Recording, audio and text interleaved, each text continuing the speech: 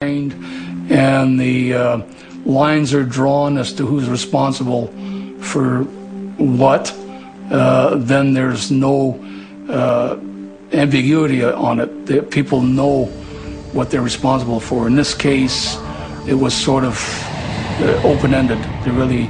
We weren't aware who was responsible for the final say on this field stuff.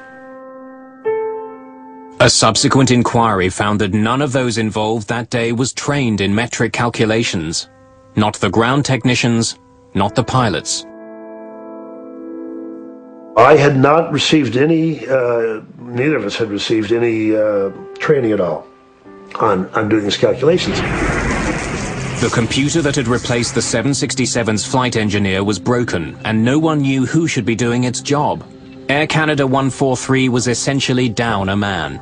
And the goal is to prevent a recurrence of this particular event. And also, we also find out other systems that might have been either at fault or maybe they could cause a problem in the future. And you do try to prevent recurrence.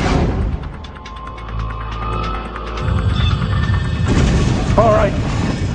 It took a string of mechanical and human failures for Flight 143 to run out of fuel. But another failure that day may have saved some lives. If the plane's nose gear had not collapsed, it would have taken Pearson much longer to stop. The plane could have slid into the people who were at the strip that day, which would have had catastrophic results. There could have been more injuries or even loss of life. Pearson and Quintel were partly blamed for their roles in the incident. A government inquiry recommended that Air Canada re-evaluate the training of flight crews and ground technicians in metric fuel conversions. It also recommended that the airline keep more spare parts, such as fuel gauge processors. Rick Dion retired in 2003 after a long career as Air Canada's coordinator of maintenance control. First Officer Maurice Quintel was promoted to captain in 1989. Captain Bob Pearson went on to fly 10 more years for Air Canada, his experience at Gimli shaping the rest of his career as a commercial pilot.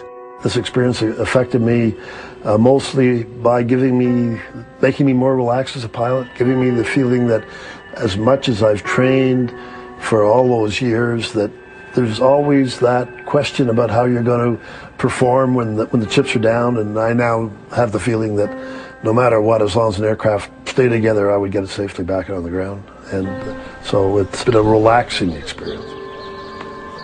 It's the knowledge that you know under stress you can perform. Before that, you don't know. You just hope you will, and you train for it, but you never know. With the things that they had to deal with was magnificent. I think that got proven in the simulator in Vancouver. They tried out this same circumstances with several crews, and they all crashed.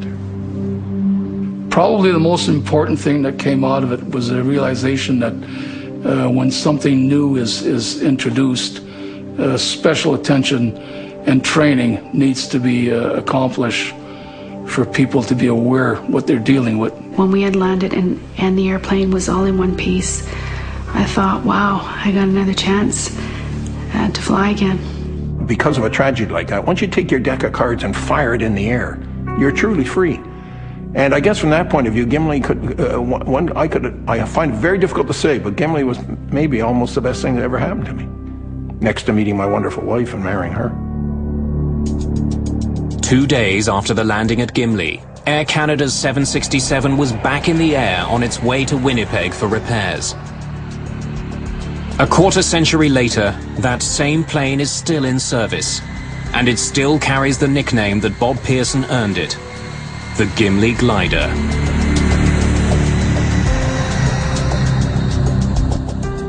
Brand new air crash investigation continues next week, when Delta Airlines Flight 191 was brought down by heavy winds and exposed an invisible killer, slammed to the ground next Monday at 9.